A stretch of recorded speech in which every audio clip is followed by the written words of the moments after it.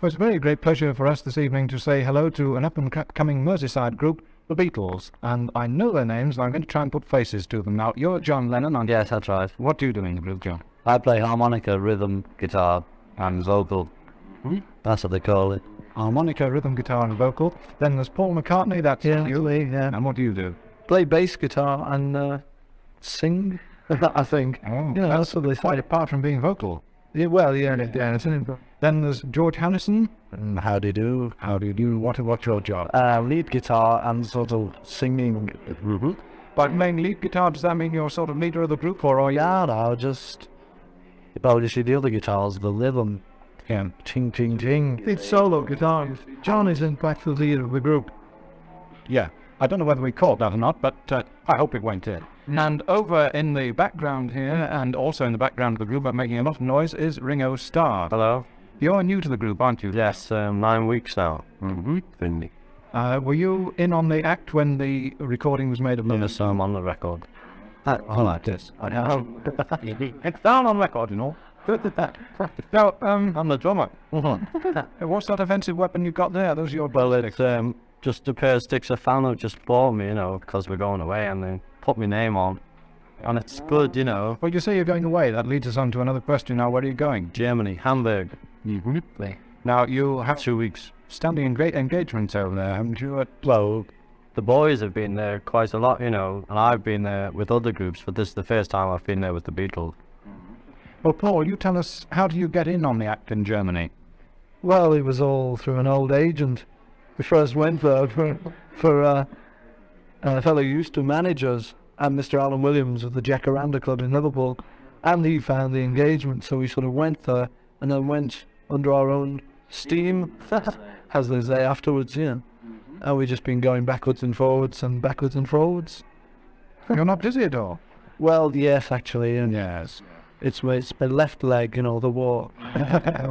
George, were you brought up in Liverpool? Yeah, so far, yes. Whereabouts? Well, born in Wavertree and bred in Wavertree and speak where the aeroplanes are, yes, the aeroplane. Are you all Liverpool types then? Yes, types. Oh, yeah. Liverpool types. Now, I'm told that you were actually in the same form as young Ron Wycherley, now Ronald, yes. Yes, now Billy Fury. In St. Silas.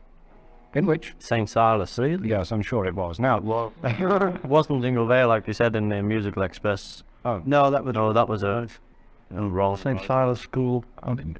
well, now I'd like to introduce, if I may, a young disc jockey who helps us out with programmes at Cleaver and Canterbridge Hospitals. His name is Malcolm Threadgill. He's 16 years old, and I'm sure you'd like to ask some questions from the teenage point of view, Malcolm. Yes, thank you.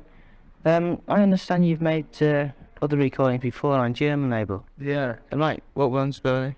Well, we did first of all, we made a recording with a fellow called Tony Sheridan. We were working in a club called the Top 10 Club in Hamburg. And we made a recording with him called My Bonnie, which got to number 5 in the German hit parade, but it didn't do a thing over here. He's wasn't a very good record, so the Germans must have liked it a bit, And we, begging your pardon, and we did an instrumental which was released in France on an LP, on an EP of Tony Sheridan's, which George and John wrote themselves. But that wasn't released here. We've got one copy, that's all. It didn't do anything. You composed P.S. I Love You and Love Me Do yourself, didn't you? Who does the composing? Well, it's John and I. We write, sort of the songs between us now. It's, we've sort of signed contracts and things to say that now if we Equal share. equal shares and royalties and things, so that really we just both write most of the stuff. George did write this instrumental, as we say, but mainly it's John and I. We've written over about 100 songs, but we don't use half of them.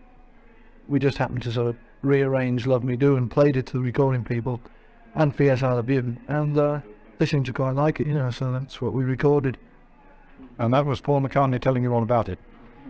Is there any more of your own compositions you intend to record? And Well, we did record another song of our own when we were down there, but it wasn't finished enough. So, no, we'll take it back next time and see how they like it then. Yeah. And that's over my end. Well, thank you for asking the questions, Malcolm.